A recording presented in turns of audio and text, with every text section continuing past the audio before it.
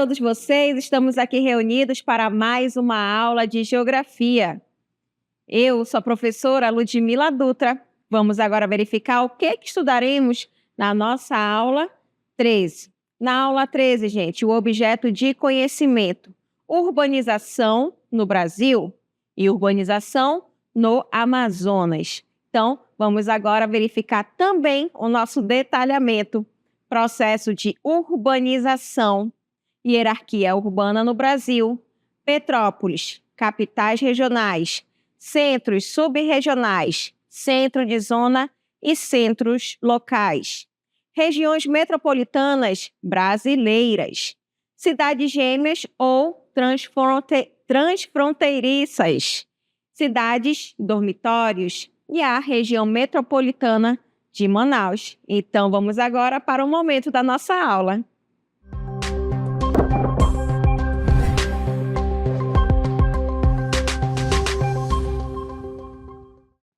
Nesse momento da nossa aula, vamos estudar sobre o processo de urbanização, mas a urbanização voltada para o Brasil e para o estado do Amazonas, tá certo, gente? Mas a urbanização no Brasil, ele vai ser um processo marcado por intensas transformações, tá? E essas transformações estarão ligadas aí para o ramo da parte social, da parte econômica e até mesmo a parte territorial, tá? Que se acelerou, gente, principalmente aí a partir do século XX, ok? A gente observa que vai ocorrer o processo de migração do campo para as cidades, tá?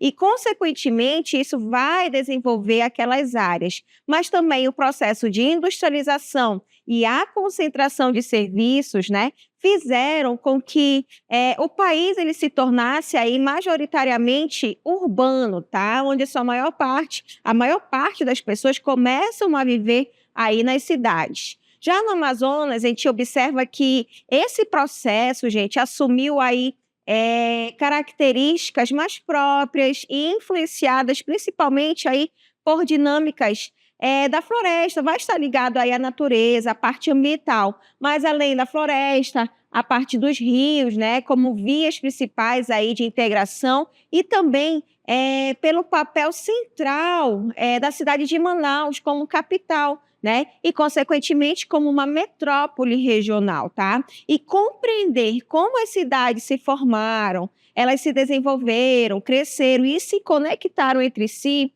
vai ser essencial para a gente analisar a realidade urbana brasileira e também a amazônica, tá? Os seus desafios, principalmente, as desigualdades e também as suas especificidades por conta aí de várias características ligadas principalmente à região amazônica. Então, nós temos que entender que o processo de urbanização no Brasil, se a gente for levar em consideração, ela vai ser um pouco tardia por conta do tipo, né, desse desenvolvimento que veio principalmente com a industrialização. Então, olha só, a urbanização no Brasil e a urbanização no Amazonas, gente, a gente vai analisar todo esse processo de urbanização e vamos iniciar com o território brasileiro. A urbanização brasileira, gente, ela vai se intensificar a partir da metade do século XX, especialmente após, olha só, a industrialização acelerada dos anos de 1950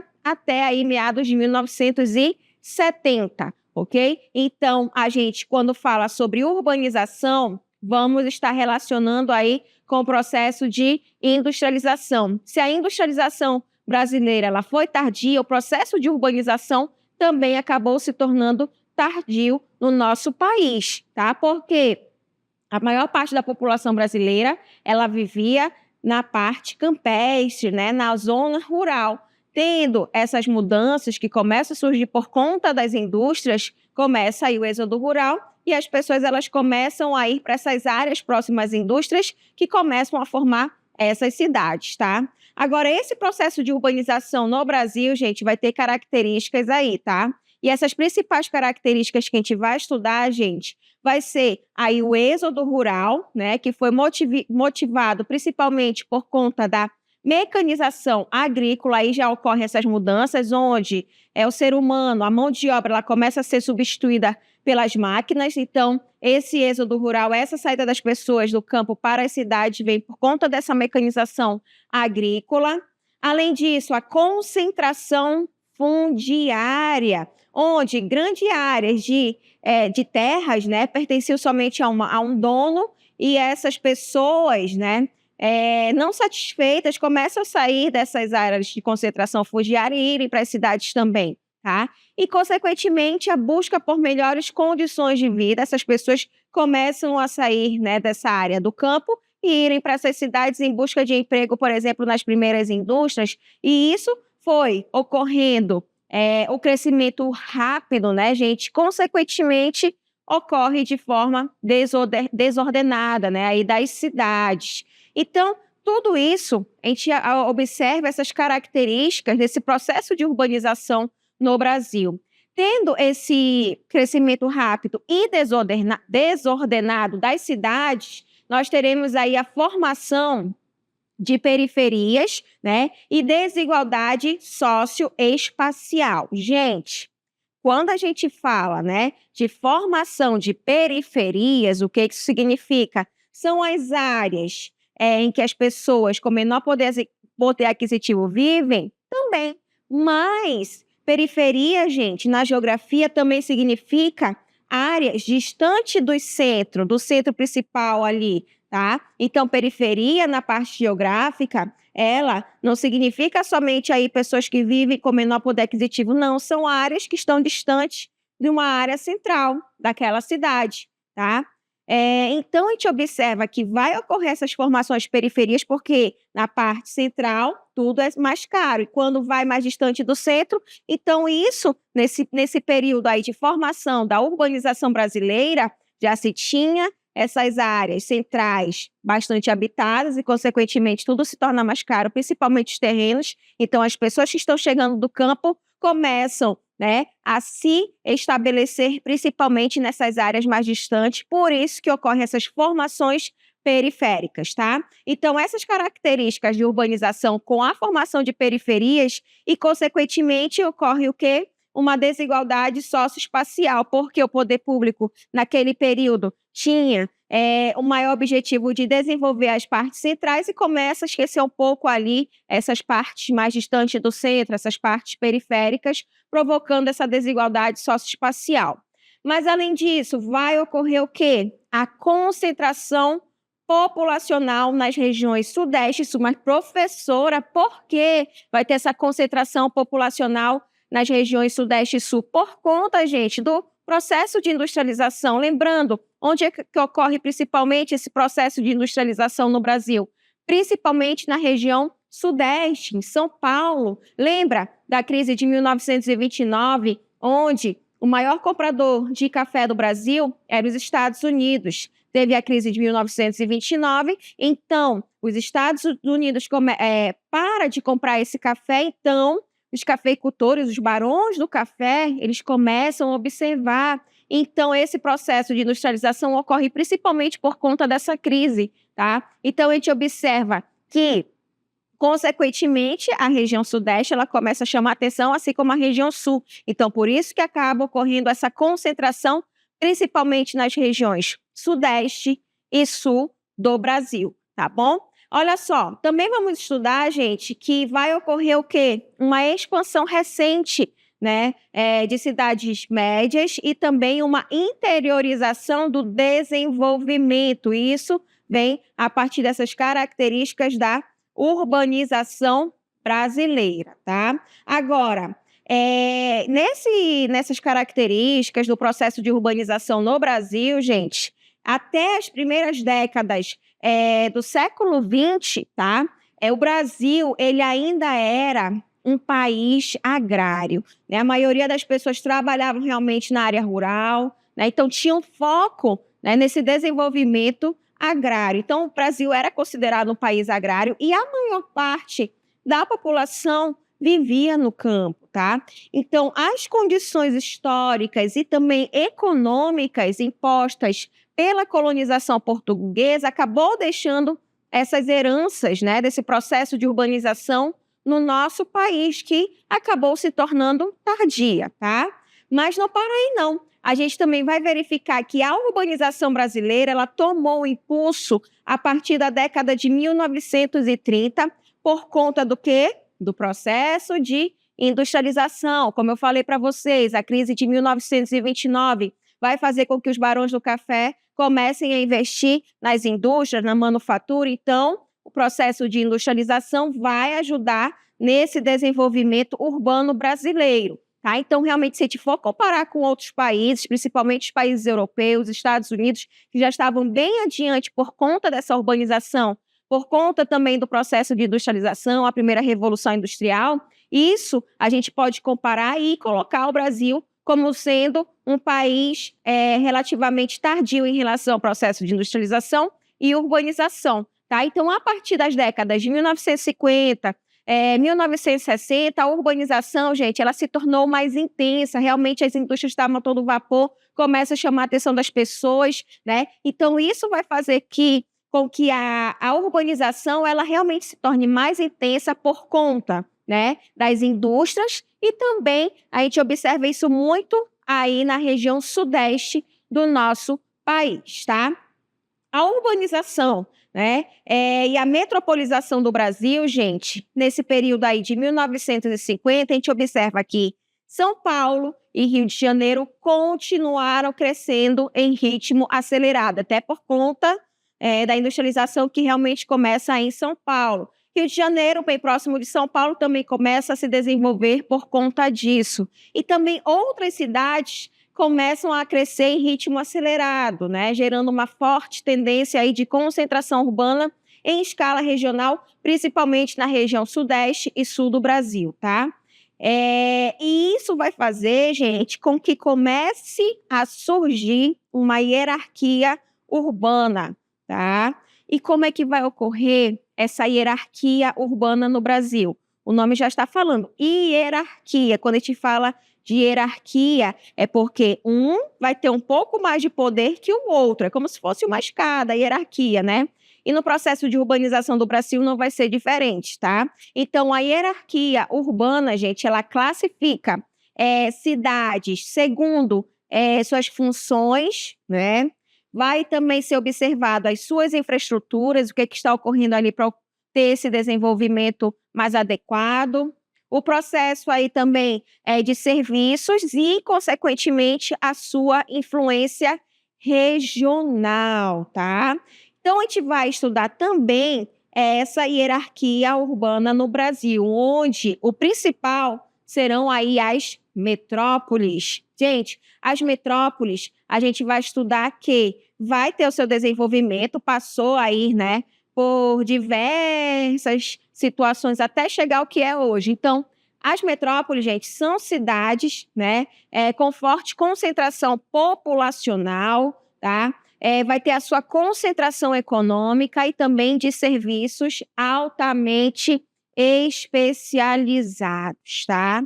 Nós teremos aí uma grande metrópole nacional, que vai ser São Paulo, ok? Que exerce influência em todo o país e também no mundo inteiro, ok? São Paulo, gente, é considerada uma grande metrópole nacional, mas também teremos uma cidade que vai ser considerada uma metrópole nacional. Olha, preste atenção. Quando a gente fala de São Paulo, é grande metrópole nacional. Agora, também teremos uma outra hierarquia que vem abaixo da grande metrópole nacional, que vai ser a metrópole nacional, que no caso nós teremos aí o Rio de Janeiro e Brasília, que influenciam amplas regiões brasileiras também, tá? Mas diferente de São Paulo, que marca muito por conta da parte econômica de São Paulo. Mas além da metrópole nacional, uma outra hierarquia vai ser menor do que a metrópole nacional e do que a grande metrópole nacional. Nós teremos aí as metrópoles regionais. As metrópoles regionais, gente, nós teremos aí como exemplos Belém, Manaus, Porto Alegre, Curitiba, Salvador, Recife, Goiânia, Fortaleza e Belo Horizonte. Mas, se a gente for considerar aí, muitas capitais brasileiras são consideradas metrópoles regionais por conta da influência que acaba exercendo naquela área, tá? Outra hierarquia, né, que a gente vai estudar aí e analisar da regionalização, né, do processo de urbanização do Brasil, gente, serão aí as capitais regionais, ok? Então, além das metrópoles, nós teremos as capitais regionais, que são cidades que articulam serviços e comércio para suas regiões de influência, tá? Atendendo aí várias cidades menores. Exemplos dessas capitais regionais, nós teremos aí São Luís, né, no Maranhão, Teresina, no Piauí, Campo Grande, em Mato Grosso do Sul, Cuiabá, em Mato Grosso, Vitória, no Espírito Santo, Florianópolis e Santa Catarina, e Natal, no Rio Grande do Norte, tá certo, gente? Que são consideradas capitais regionais. Além das capitais regionais, também teremos aí uma outra hierarquia, que vai ser o quê? Os centros sub-regionais, ok? Os centros sub-regionais, gente, eles interagem com cidades mais locais, né? E pequenas áreas regionais. Exemplos que a gente tem de cidades que são consideradas centros sub-regionais. No caso, Santarém, no Pará, também Marabá, no Pará, e Ji-Paraná, em Rondônia. Além dos centros sub-regionais, também teremos uma outra hierarquia que a gente vai verificar agora. Qual será? A centro de zona. O centro de zona, gente, são considerados centros urbanos, né, que já atendem ali micro-regiões com serviços mais básicos e também um comércio diversificado. Exemplos, nós temos aí Parintins, né, e Tefé, aqui no estado do Amazonas. Mas além do centro de zona, também nós teremos os centros locais, que são as cidades mais pequenas, né, que atendem ali apenas a sua população com os serviços essenciais, como Barcelos, Carauari, Manicoré, e entre outros municípios aqui mesmo do nosso estado do Amazonas, tá bom? Então, a gente vai estudar e verificar que essa hierarquia, né, ela vem de acordo com as suas influências ao seu redor, tá? Então, essas regiões, principalmente a de maior hierarquia do Brasil, no caso, as regiões metropolitanas brasileiras,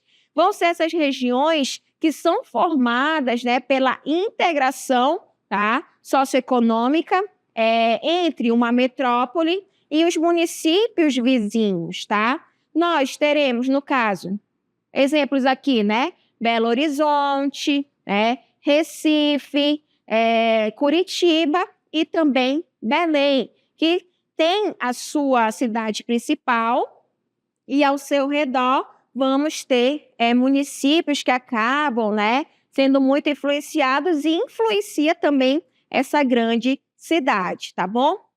A gente também vai estudar aí, gente, essas outras características das regiões metropolitanas. Olha só, quais serão as principais e mais tradicionais regiões metropolitanas? No caso, nós teremos, né, região metropolitana de São Paulo, a região metropolitana do Rio de Janeiro. Tudo aí que está RM, gente, significa região metropolitana, tá? Vai ter a cidade principal, por exemplo, São Paulo, que vai ter outras cidades ao redor formando essa região metropolitana, assim como o Rio de Janeiro, né? Belo Horizonte, região metropolitana aí de Porto Alegre, região metropolitana aí de Recife, né? Também teremos aí a região metropolitana de Salvador, Curitiba, Fortaleza, Belém e até mesmo Manaus vai ter a sua região metropolitana, tá? Então, a gente observa que todo esse desenvolvimento aí dessas cidades que acabam se juntando e formando aí o seu desenvolvimento, tá? E também vamos analisar aí outras características dessas regiões metropolitanas, que essas regiões, gente, apresentam o quê? Apresentam fluxos intensos de trabalho, né? Vai ter uma maior comunicação, vai ocorrer o processo de conurbação, né? Pode ocorrer esse processo de conurbação, que é uma cidade que acaba se juntando fisicamente com outra cidade sem a gente perceber. Pode ser que a rua ali já seja um outro município, então ocorre essa junção aí física entre as cidades. Aqui na nossa região, a gente não consegue observar muito esse processo de conurbação por conta do quê? Da natureza, da floresta amazônica, dos rios, tá? Mas quando a gente viaja para São Paulo, Rio de Janeiro, né, a gente observa que em um momento a gente está em São Paulo, capital, e em outro a gente já está em um outro município, né? Rio de Janeiro é a mesma situação, então começa a ocorrer também esse processo de conurbação. Mas, além disso, essas regiões também apresentam um compartilhamento de serviços, né, como transporte, saneamento e também processo aí de segurança, tá? Então, a gente observa todas essas características das regiões metropolitanas. Mas, além dessa hierarquia, dessas características das regiões metropolitanas, gente, também vamos estudar sobre as cidades, né, que estão próximo das fronteiras e que acabam se tornando aí cidades gêmeas, tá? As cidades gêmeas, gente, também conhecida como as cidades transfronteiriças, são cidades localizadas em fronteiras internacionais, vai estar ali próximo de um outro país e vão ser separadas apenas ali por um limite político, né? Que muitas vezes é um limite imaginário, tá? Com forte integração econômica, cultural e também social, porque realmente está muito próximo um do outro, que acaba influenciando. Exemplos dessas cidades gêmeas ou transfronteiriças, também como são conhecidas, nós temos aí a situação, né, do Brasil-Peru, que já pega aí a parte de Tabatinga, no Amazonas, Letícia, em Colômbia, e Santa Rosa, no Peru. Mas também teremos aí situações do Brasil-Bolívia, que pega as cidades de Corumbá e Puerto Guijarro, né? Guijarro, tá? Também teremos aí o Brasil-Uruguai, que já pega aí Santana do Livramento e Rivera, alguns exemplos que são cidades consideradas gêmeas ou transfronteiriças. Vamos pegar aí a situação bem próxima da gente, no caso aí de Tabatinga, né?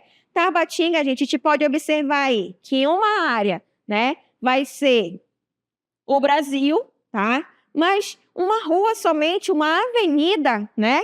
Ela acaba aí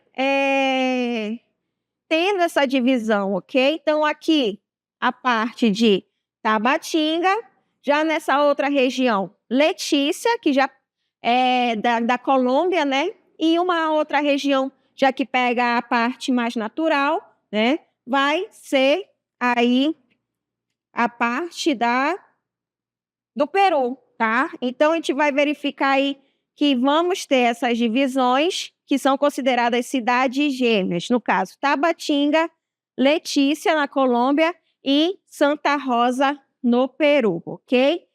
Mas além das cidades gêmeas, que já pega, né, essas cidades próximas a fronteiras de outros países, também teremos aí características delas. E essas características, gente, que a gente observa aí de uma cidade para outra, vai ser essa circulação aí de pessoas e mercadorias, realmente como se fosse de uma forma mais natural, né? Sistemas de segurança e aduanas compartilhados, tá? E dinâmicas culturais integradas, gente. Realmente ali a gente observa, por exemplo, Tabatinga coletícia, as pessoas falando o português com o espanhol, né? As moedas. Então, a gente observa essas situações que acabam ocorrendo, tá? Mas, além das cidades gêmeas, teremos também as cidades conhecidas como as cidades dormitório. Por que, professora, cidades dormitório? Gente, cidades dormitório são cidades, né, onde grande parte da população ela reside, tá? Mas trabalha em outra cidade próxima, geralmente ali considerada uma metrópole, onde tudo se torna mais caro. Então, se é mais caro, eu vou para uma cidade um pouco menor, onde o valor ela também acaba sendo menor. Então, é aí que surgem as cidades dormitório.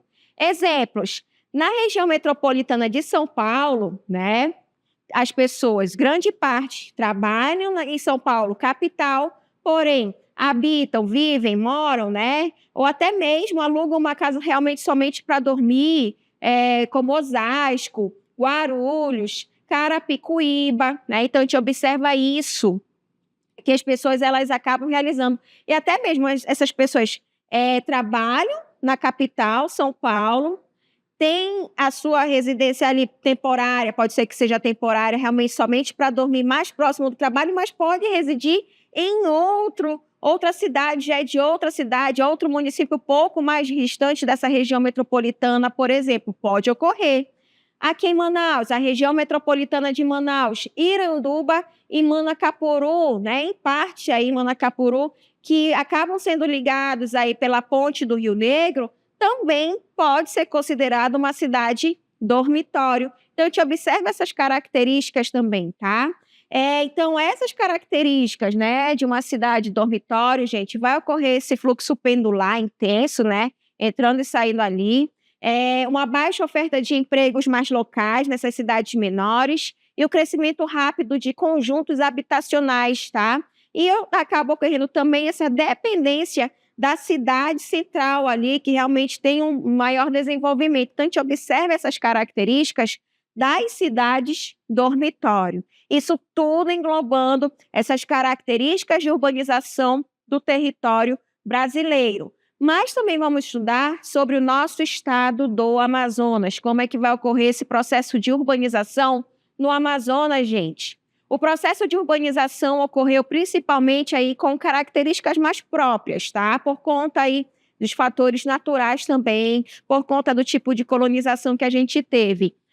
As fases importantes para ocorrer essa urbanização no nosso estado vai vir principalmente por conta do ciclo da borracha, né? No final do século XIX, início do século XX, com a modernização de Manaus e de Belém, tá? E isso foi uma das fases importantes. Mas além do ciclo da borracha, também teremos aí a Zona Franca de Manaus a partir de 1967, onde nesse período ocorre o processo de industrialização, está ocorrendo uma migração interna e também está tendo a formação do maior centro urbano da Amazônia. E vai ocorrer a expansão de cidades médias, como Parintins e Tefé, até mesmo o fortalecimento de funções regionais. E quais serão as principais características da urbanização amazonense? Vai ter uma forte concentração em Manaus, a capital, com mais de 50% da população do estado, né? Vamos ter grandes distâncias entre os municípios, 62 municípios, e vai ter uma dependência dos rios como esses eixos de integração. Mas não para aí, não. Vai ocorrer também o crescimento de áreas periféricas e as ocupações irregulares, porque as pessoas elas acabam tendo essa necessidade de habitar determinadas áreas. Além disso, a presença de cidades com funções logísticas, mas também ambientais, tá? Então, esse processo de urbanização no Amazonas, ela começa a ser caracterizada por ter a cidade principal, no caso a capital, e as cidades que foram se desenvolvendo, né? E ao redor, mas a gente sabe que o nosso estado tem um grande vazio demográfico. Mas, na região próxima à capital, Manaus, teremos aí a região metropolitana de Manaus, né? Que foi criada em 2007 e que, no caso, vai ser composta por Altazes, Careiro, Careiro da Várzea, Iranduba, Itacoatiara, Itapiranga, Manacapuru, Manaquiri, Manaus, que vai ser a capital e a principal cidade, Novo Airão, Presidente Figueiredo, Rio Preto da Eva e Silves. Então, a gente observa esses municípios junto com a capital Manaus, formando a região metropolitana de Manaus, onde teremos aí suas características também. E quais serão essas características da região metropolitana de Manaus?